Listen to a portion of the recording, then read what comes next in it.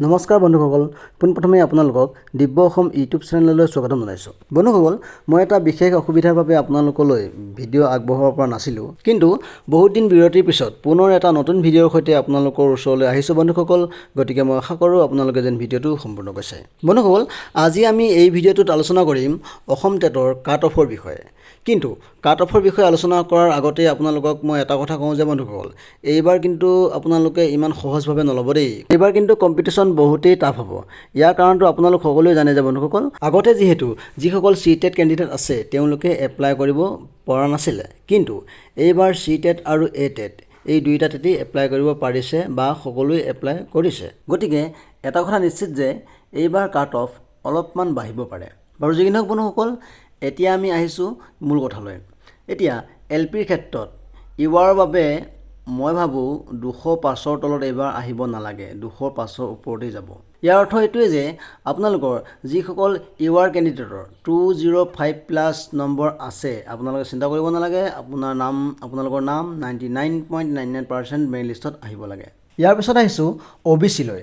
ঠিক একেদৰে OBCৰ ক্ষেত্ৰতো 200+ তলত কিন্তু এইবাৰ আহিব একেবাৰেই নালাগে, 200+ ওপৰতে থাকিব।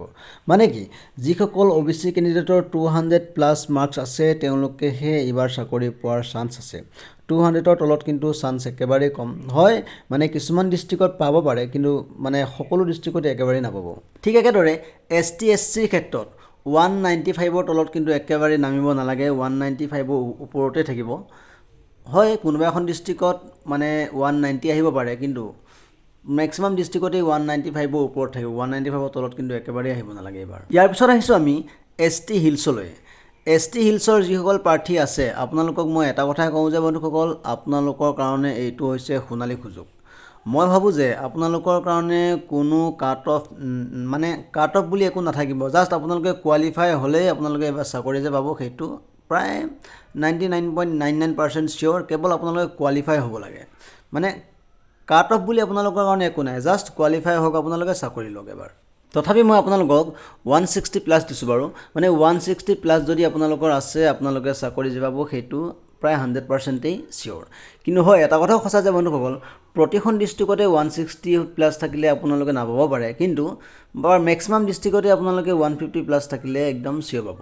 বা কিছুমান ডিষ্ট্ৰিক্টত 170, কিছুমান ডিষ্ট্ৰিক্টত 180 হ'ব পাৰে, সেইটো বাৰু একো মানে ডাঙৰ কথা নহয় দেই। হ'লেও যদিহে আপোনালোকৰ 170 আছে, আপোনালোকে তেন্তে নিশ্চিন্ত হৈ থাকক, আপোনালোকৰ চাকৰি প্ৰায় কনফাৰ্মেই হৈ আছে এইবাৰ। বন্ধুসকল, যদিহে ভিডিঅ'টো আপোনালোকৰ উপযোগী বুলি ভাবিছে, তেন্তে লাইক কৰিব আৰু শ্বেয়াৰ কৰিব।